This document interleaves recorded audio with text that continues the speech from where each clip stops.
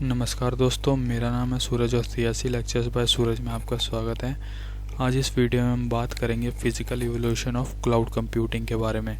तो सबसे पहले इवोल्यूशन टर्म का मतलब समझते हैं क्या होता है। तो इवोल्यूशन मीन अगर कोई टेक्नोलॉजी जैसे आज के टाइम पे काम कर रही है तो उसकी कुछ प्रीवियस हिस्ट्री रही होगी, ठीक है। उस टेक्नोलॉजी की कुछ प्रीवियस हिस्ट्री रही होगी, वो अचानक से तो एग्जिस्टेंस में आ नहीं गई एक दिन में, ठीक है, कि एक दिन में उठ के आ गई। तो कुछ प्रीवियस हिस्ट्री रही होगी उस टेक्नोलॉजी की। तो क्लाउड कंप्यूटिंग के केस में भी पहले भी कुछ कंप्यूटिंग प्रोसेस थे जो ऑलरेडी वर्क कर रहे थे, बट उन प्रोसेस में कुछ ड्रॉबैक होने के कारण वो हमें इतना इम्प्रूव परफॉर्मेंस नहीं मिल पा रहा था। तो प्रीवियस प्रोसेस को इम्प्रूव किया गया, ठीक है, जिसकी हेल्प से इस टाइम हम क्लाउड कंप्यूटिंग यूज़ कर पा रहे हैं। ओके, तो इसकी हिस्ट्री क्या है, फिज़िकल एवोल्यूशन क्या है। तो सबसे पहले हमारा 1970 के टाइम पे, 1960 से 70 के टाइम पे हमारा जो IBM थी इसकी पूरी मोनोपोली थी, ठीक है। इसकी पूरी मोनोपोली क्या बोलते हैं इसको, हाँ, इसकी पूरी मोनोपोली थी इस सेक्टर में। मोनोपोली मतलब ये अकेला ही इकलौता था, ठीक है, इस सेक्टर में। तो ये क्या लेके आ गए, ये लेके आ गए मेन फ्रेम। मोनोपोली लेके आ गए मेन फ्रेम, मतलब IBM लेके आ गए मेन फ्रेम, क्योंकि इनकी मोनोपोली थी, ठीक है। कौन सा लाया था IBM 704 मेन फ्रेम लाया था, ठीक है। ये लाया था 1964 के करीब था शायद, आई थिंक 1964 के करीब था। तो वो नॉर्मल पब्लिक के लिए थी, बट उसमें क्या था, कंप्यूटिंग पावर बहुत हाई थी, ठीक है। बहुत मतलब बड़ा, बहुत लार्ज अमाउंट ऑफ डेटा को वो प्रोसेस करने के लिए, क्विकली प्रोसेस करने के लिए वो बनाया गया था, और वो बहुत एक्सपेंसिव भी था, ठीक है, और साइज़ में भी बहुत बड़े थे। तो नॉर्मल पब्लिक उस टाइम पे यूज़ करती नहीं थी, ठीक है। कौन इतने नॉर्मल पब्लिक के पास थोड़ी इतना बड़ा बड़ा डेटा होगा वो प्रोसेस करवाएगी। तो उस कुछ ऑर्गेनाइजेशन थी लाइक नासा, तो वो अपने लिए यूज़ करते थे अपनी कंप्यूटेशनल प्रॉब्लम को सॉल्व करने के लिए, ठीक है। फिर क्या आया, फिर आया DEC, डिजिटल इक्विपमेंट कॉरपोरेशन, ठीक है। डिजिटल इक्विपमेंट कॉरपोरेशन में लिख देता हूँ, डिजिटल इक्विपमेंट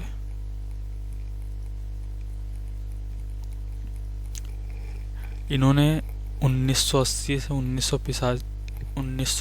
1985 के बीच, 1982 टू 1985 के टाइम पे बहुत ज़्यादा डेवलपमेंट किया, ठीक है, माइक्रो कंप्यूटर में, ठीक है, मिनी कंप्यूटर में बहुत ज़्यादा डेवलपमेंट किया। इनका साइज़ को भी डिक्रीज़ करने की कोशिश की। एंड जो प्रोग्रामिंग लैंग्वेज जो मेन फ्रेम में कौन से यूज़ हो रहे थे, कोबोल ये सब यूज़ हो रहे थे, वहाँ होती थी, लेकिन यहाँ पे C यूज़ होने लगी, ठीक है।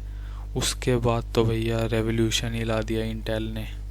जो आजकल आप PC यूज़ करते हैं ना, अपने पर्सनल कंप्यूटर, बस समझ लीजिए इंटेल ले आया रेवोल्यूशन, उसने से सब चेंज ही कर दिया, ठीक है। इंटेल ले आया PC, ठीक है, प्राइस भी कम कर दिया, साइज़ भी छोटा कर दिया ताकि आम लोग यूज़ कर पाएँ उसको। एंड उसमें C एंड C++ बहुत मतलब पॉपुलर हो रखी थी उस टाइम, बहुत C एंड C++। फिर माइक्रोसॉफ्ट को तो आप सब जानते ही होंगे, ये तो क्रांति ले आया था। आजकल मैं भी अभी विंडो यूज़ कर रहा हूँ, आप सब भी विंडो यूज़ कर रहे होंगे। 80% इंडिया में पॉपुलेशन विंडो ही यूज़ करती है, ठीक है। कौन नहीं जानता माइक्रोसॉफ्ट को। तो इसे हम क्लाइंट सर्वर आर्किटेक्चर भी कहते हैं, ठीक है। क्लाइंट सर्विस के लिए रिक्वेस्ट करता है और सर्वर क्लाइंट को सर्विस देता है, ठीक है। इसके बाद सिस्को ने ऐसे हार्डवेयर सॉफ्टवेयर डेवलप किए, ठीक है, सिस्को ने ऐसे हार्डवेयर सॉफ्टवेयर डेवलप किए जिससे इंटरनेट का कॉन्सेप्ट आया, जिससे इंटरनेट का कॉन्सेप्ट आया। और इंटरनेट से तो पूरी दुनिया कनेक्ट ही हो गई, ठीक है। डाटा शेयर के लिए यूज़ करने लगे, बात करने के लिए यूज़ करने लगे, बहुत काम के लिए यूज़ करने लगे। उसके बाद मोबाइल डिवाइस की बात करें तो नोकिया लेके आया थोड़ा रेवोल्यूशन मोबाइल के गैजेट्स में, ठीक है। थोड़ा क्या, पूरा ही रेवोल्यूशन मोबाइल के गैजेट्स में नोकिया लेके आया था। हालांकि अब तो कोई नहीं पूछता इतना नोकिया को, अब तो बहुत सारे आ गए हैं, सैमसंग हो गया है, ठीक है, MI हो गया, रियलमी, वीवो, अब तो बहुत सारे आ गए हैं। अब तो थोड़ी वैल्यू कम हो गई है नोकिया की, लेकिन फिर भी रेवोल्यूशन तो यही लेके आया था। तो मोबाइल डिवाइस की बात करें तो नोकिया लेके आया था रेवोल्यूशन मोबाइल गैजेट्स में। तो 2006 के आसपास क्लाउड कंप्यूटिंग वर्ड हमारा पॉपुलर हुआ था। कब हुआ था?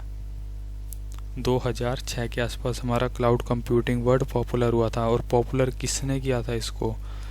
अमेज़ॉन ने। ठीक है, अमेज़ॉन ने, अमेज़ॉन का इलास्टिक क्लाउड E2 आया था उस टाइम। ठीक है, उसकी वजह से ये हमारा क्लाउड कंप्यूटिंग पॉपुलर हुआ था। देन 2008 में, एक सेकेंड, देन 2008 में गूगल ने भी अपना रिलीज़ किया था कोई ऐप इंजन। ठीक है, अपना ऐप इंजन रिलीज़ किया था। जीमेल सर्विसेज रिलीज़ की थी। ठीक है, ड्राइव, गूगल फ़ोटोज़ मतलब रिलीज़ नहीं की थी, मतलब